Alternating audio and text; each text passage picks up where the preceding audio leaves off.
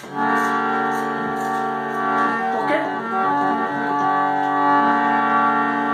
विदर्भ देशात ऋण मोचनाची तुकाराम अवतार रजिकेंचे वंशी तया गाडगे काठी चिंध्यात लोळा नमस्कार माझा संत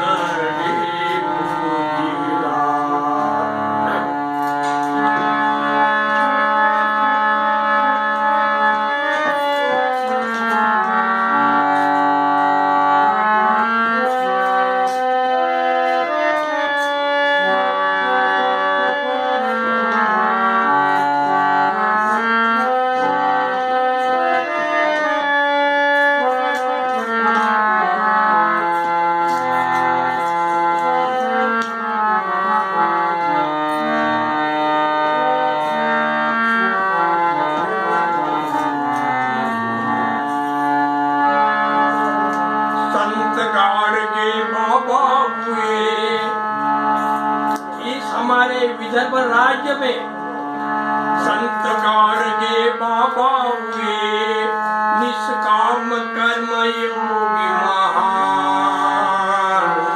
संसार करके परमार्थ साधलो बन जाओ भाग्यवान। ये है बाबा का ज्ञान, ये है निभू जी का ज्ञान, ये है बाबा का ज्ञान, ये है निभू जी का ज्ञान।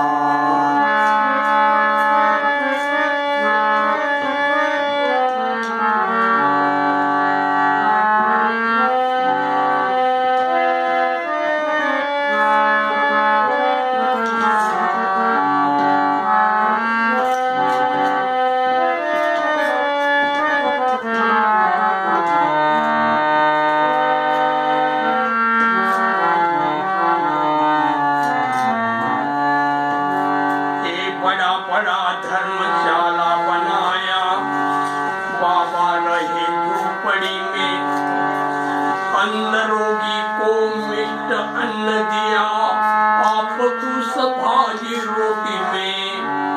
हे मेरे गाड़गे बाबा बड़ा बड़ा धर्मशाला बनाया बाबा रहे झोपड़ी में अन्न रोगी को मिष्ट अन्न दिया आप कुछ भाजी रोटी में। वे लंगड़े को नए कपड़े फटे कपड़े अपने तन में। अरे भांडे की तो ढेर लगी है बाबा खावे मट्टी के खपर में। अरे गार्गे को महाराज बनाया ये है संत रूपाधीशान। दोस्तों जरा ख्याल दीजिए, गाडगे बाबा जी का जन्म नाम है देबू जी, लेकिन बाबा जी हरदम साथ में गाड़गा, मट्टी का गाड़गा, इस टाइप का मट्टी का गाड़गा रखते थे और इससे पानी पीते थे करके महाराज जी को, देबू जी महाराज जी को गाड़गे महाराज की उपाधि प्राप्त हुई है। और गाड़गे को महाराज बनाया ये है संत कृपाधीशान। संसार करके परमार्थ साधनो बन जाओ भाग्यवान। ये है बाबा का ज्ञान, ये है देबू जी का ज्ञान, ये है बाबा का ज्ञान, ये है देबू जी का ज्ञान। संत गाडगे बाबा हुए, संत गाडगे बाबा हुए निष्काम कर्म योगी महान। संसार करके परमार्थ साधनो बन जाओ भाग्यवान।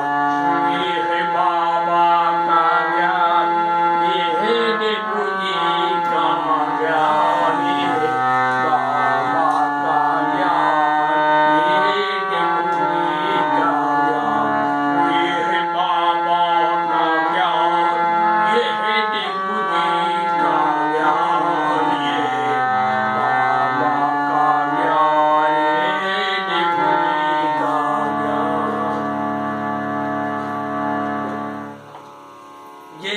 माऊली। दोस्तों, आज 20 दिसंबर अर्थात हमारे विदर्भ राज्य के अमरावती जिला के वैराग्य मूर्ति श्री संत गाडगे बाबा, इनका पुण्यतिथि पर्व।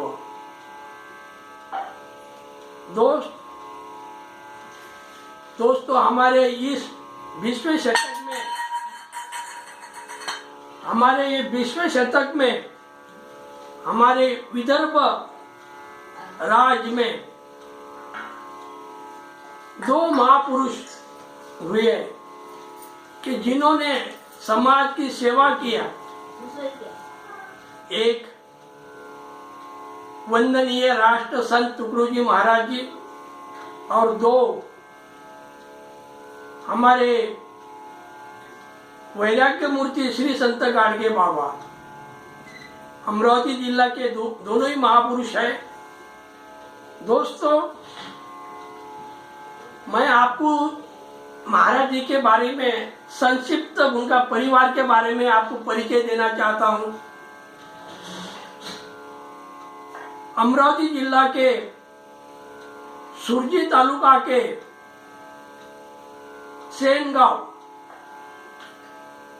यह ग्राम हमारे गाडगे बाबा जी का है। यहाँ 1876 23 फरवरी 1876 में महाराज जी का जन्म हुआ और 20 दिसंबर 1956 में महाराज जी का महानिर्वाण है। महाराज जी गृहस्थ आश्रम के थे। महाराज जी को 2 बच्चे थे, एक गोविंद और दूसरा मुदगल। 2 लड़के थे महाराज जी को। एक का नाम लीलावती था और दूसरे बच्ची का नाम कलावती था। पत्नी का नाम कांताबाई और माजी का नाम सकुबाई और पिताजी का नाम झिंगरू जी, यानी डेबू झिंगरू जी जानवकर करके महाराज जी को पहचानते थे। महाराज जी हमारे धोबी समाज में आते थे। आप जानते हो, धोबी जब हमारा कपड़ा गंदा होता है, आप सब क्या बोलते हैं उसको, गंदगी होती है, तो उसकी धुलाई करके उसको स्वच्छ करके पवित्र करते हैं। ऐसे हमारे गाडगे बाबा दिन में गांव झाड़ते थे और रात में लोगों के दिमाग झाड़ते थे। दोस्तों, महाराज जी का गरीब घराने के थे। महाराज जी के और थोड़ी बहुत खेती थी, नहीं खेती नहीं थी, माफ कीजिए, रोज मजदूरी करते थे।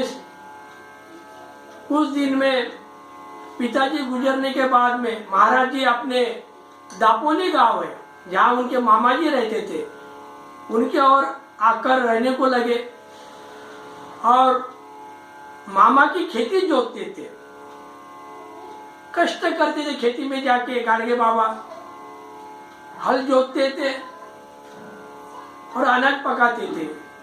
लेकिन उस टाइम पर हमारे देश में जमींदारी थी, मालगुजारी थी। यह लोग किसान भाई को कर्ज देते थे और उनसे तो कर्ज वसूली करते थे, जिसको हम सूद बोलते हैं। किसान भाई जब खेती पकाता, खेती पकने के बाद में उसे खेत पर जाते थे और वहाँ का जो अनाज होता था उसको वो क्या बोलते लेके चले जाते थे और वो कर्ज वैसा कहीं वैसा रखते थे, चक्रव्याज बोलते हम जिसको। तो देबू जी ने एक दिन सोचा कि ये लोग हम मेहनत करते, खेती पकाते और ये लोग आते और हमारा अनाज भर के लेके चले जाते। खाने को तक उनके खाने को तक अनाज नहीं रखते थे शाहूकार लोग। एक उनको गुस्सा आ गया। उन्होंने एक बार वो शाहूकारों को खेत में मारा, अच्छा उनकी धुलाई की। बाद में घर में आए और मामा जी ने बोला आपने ऐसा नहीं करना था, मारना नहीं था। बाद में कुछ दिन के बाद में मामा जी भी मर गए। तो महाराज जी को त्याग आ गया कि मेरे देश में, मेरे दुनिया में, मेरे भारत देश में हजारों लोग जीते हैं, मामा जी है, उनका शोषण हो रहा है। इसलिए जन जागृति करना बहुत जरूरी है। ऐसे उनके दिल पर ये चीज आ गई और महाराज जी रातों रात अपना घर दार छोड़ के, बाल बच्चे छोड़ के चल बसे और वो भगवान का खोज ही ले रहे थे। भगवान कहाँ है? काशी गए, मथुरा गए, रामेश्वरी गए, कहीं उन्हें भगवान दिखा नहीं। फिर बाद में बड़े सुंदर वो भजन करने को लगे, समाज प्रबोधन करने को लगे। अब उन्हें पता चला कि हमें अभी समाज प्रबोधन करना बहुत जरूरी है।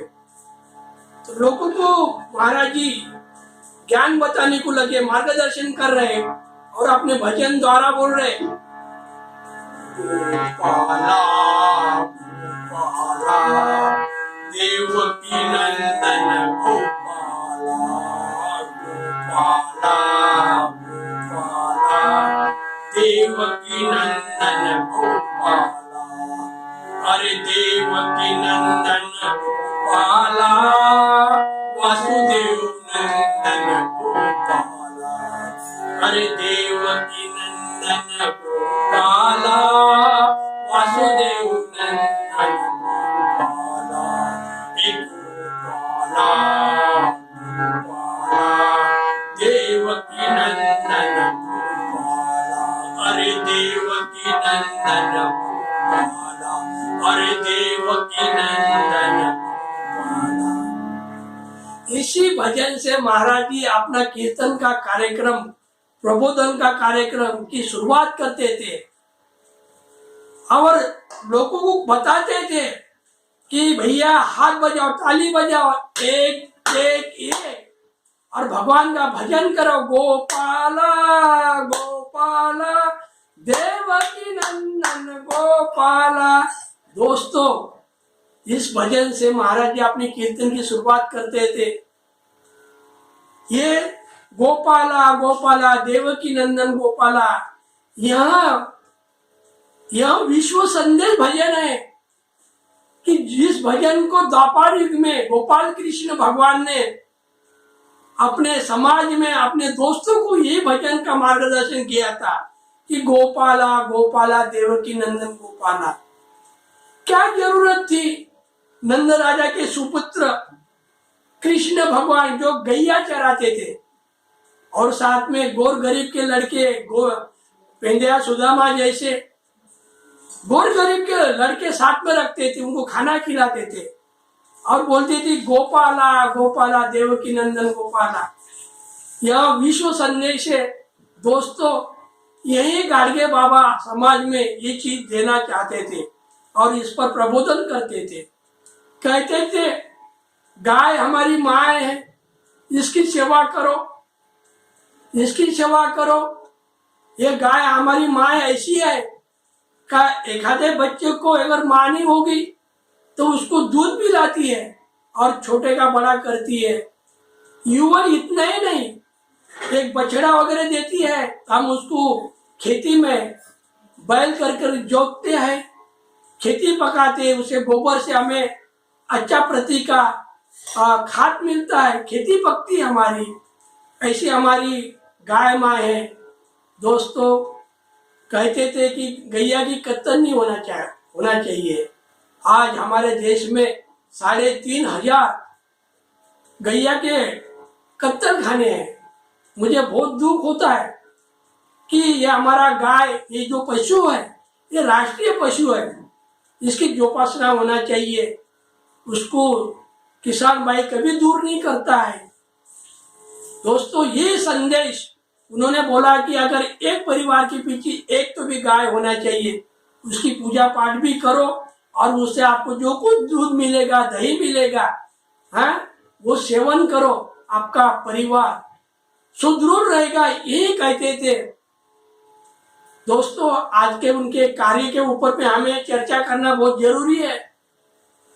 महाराज जी जहाँ कीर्तन करना है, भजन करना है, उस गांव को सवेरे चले जाते थे। और जहाँ गंदगी होती है, जिसको हम बोलते, लोग संडास करते हैं गांव के बाहर में, जिसको गोदड़ी बोलते हैं हम, उस जगह पर, गंदी जगह पर जाकर महाराज जी बैठ जाते थे। और लोगों को पता चलता सवेरे सवेरे महाराज जी अपने गांव आए, लोग इकट्ठा होते थे। महाराज जी कहते थे कि आप अपने अपने काम को जाइए, आज शाम को हमें यहाँ भजन करना है, कीर्तन करना है, हाँ, हमें भजन करना है, कीर्तन करना है।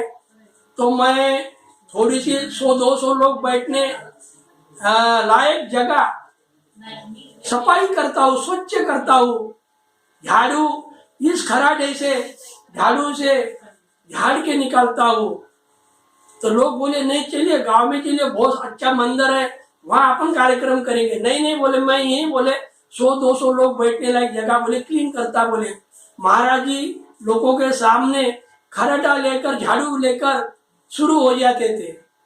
लोगों को बुरा लगते थे, हजारों खराटे शुरू हो जाते, और इस कीर्तन भजन पूजन के माध्यम से हमारा गांव सफा होता था, हमारी गांव की सफाई होती थी। दोस्तों, इस खराटे में बहुत बड़ी ताकत है। उस वक्त हमारे 100 साल आगे गाड़गे बाबा जी ने इसका महात्म्य हमें पढ़ाया है। आज हमारी सरकार श्री संत गाड़गे बाबा स्वच्छता, ग्राम स्वच्छता अभियान के नाम पर चला रही है। आप गांव सफाई कीजिए और उसका बख्शीश लीजिए। वंदनीय राष्ट्र संत टुकड़ी जी महाराज के नाम पे ग्राम सफाई चालू है। कहने का मतलब ये था कि भजन पूजन महाराज जी के लिए माध्यम था, लेकिन ग्राम सफाई। दोस्तों, मैं आज यही आपको कहना चाहूंगा, हमें किसी घर के सामने झाड़ू लेकर जाने की कुछ जरूरत नहीं है। हमारा हृदय परिवर्तन होना चाहिए। रोज हम सवेरे उठ के हमारा घर जैसे हम स्वच्छ करते, सफा करते हैं, वैसे ही हमारा परिसर, हमारे घर का बाजू का परिसर यदि हम सफाई करने को लग जाए तो हमारा मोहल्ला सफा होगा, हमारा गांव स्वच्छ होगा, हमारा देश स्वच्छ होगा। ख्याल में रखो, उस टाइम पे बहुत बड़ी बड़ी बीमारी आती थी, प्लेग जैसी बीमारी आती थी, तुम्हारे क्या बोलते हैं, हैजा जैसा, कॉलरा जैसा होता था। मार्केट में दवाई नहीं थी, हजारों लोग मर जाते थे गांव के गांव में। तो महाराज जी ने उस वक्त नीट एंड क्लीन, यानी स्वच्छता, ये हमारा जीवन का एक अभिभाजक एक घटक है। इस खराटे के माध्यम से हमारा विश्व संदेश हमारे समाज को दिया है। हम उनको कभी कभी खराटे महाराज भी बोलते थे कि एक मट्टी का एक लोटा पानी पीने के लिए और एक हाथ में खराटा रहता था। दोस्तों, ये मट्टी का बहुत बड़ा हमारे जीवन में फायदा है। 12 माह आप इसका पानी पीजिए, मट्टी के इसका माट का, चाहे फिर ठंड काला हो, धूप काला हो, बारिश के दिन हो, तो आपका स्वास्थ्य अच्छा रहेगा। मैं बार बार लोगों को बताता हूँ, यह गरीबों का एक फ्रिज है, ये फ्रिज है मट्टी का, यानी गाड़गा बोलते जिसको हम मटका बोलते हैं। ये गरीबों का एक फ्रिज है, इसको जीवन में अपनाओ, आप कभी बीमार गिरोगे नहीं। फ्रिज का पानी मत पिया करो, आपके शरीर के लिए घातक है। तो गाड़गे महाराज जाते थे और भजन करते थे। महाराज जी का आखिर का भजन है हमारे बांद्रा में, जो शिवसेना के प्रमुख थे स्वर्गीय बाबा साहेब ठाकरे दादा, इनके पिताजी केसी ठाकरे प्रबोधन कारक थे। वो उनने गाड़गे बाबा का कीर्तन का कार्यक्रम मुंबई में बांद्रा के जगह लिया था, और वहां महाराज जी का आखिर का कीर्तन है 8 नवंबर 1956 का आखिर का कीर्तन है। महाराज जी की तबीयत अच्छी नहीं थी, स्वास्थ्य अच्छा नहीं था, तो भी महाराज जी कीर्तन कर रहे और लोगों के सामने वही सवाल लिया, वही मुद्दा रखा जिसको आज हम भगवान को खोजने के लिए पूरा उम्र बिता देते, वही लिया और भजन किया। गोपाला गोपाला देवकी नंदन गोपाला, अरे देवकी नंदन गोपाला वासुदेव नंदन गोपाला, अरे देवकी नंदन गोपाला वासुदेव नंदन गोपाला, गोपाला गोपाला देवकी नंदन गोपाला, अरे देवकी नंदन गोपाला, अरे देवकी नंदन गोपाला। अरे शांति शांति। दोस्तों, वक्त की पाबंदी है, वक्त की पाबंदी है। मैं यही रुकता हूँ। अगले एपिसोड में मैं आपको 8 नवंबर 1956 का जो कीर्तन है वो आपको महाराज जी का मैं इस आधे घंटे में सुनाने का प्रयास करता हूँ। आप मुझे विदा दीजिए। जय गुरु।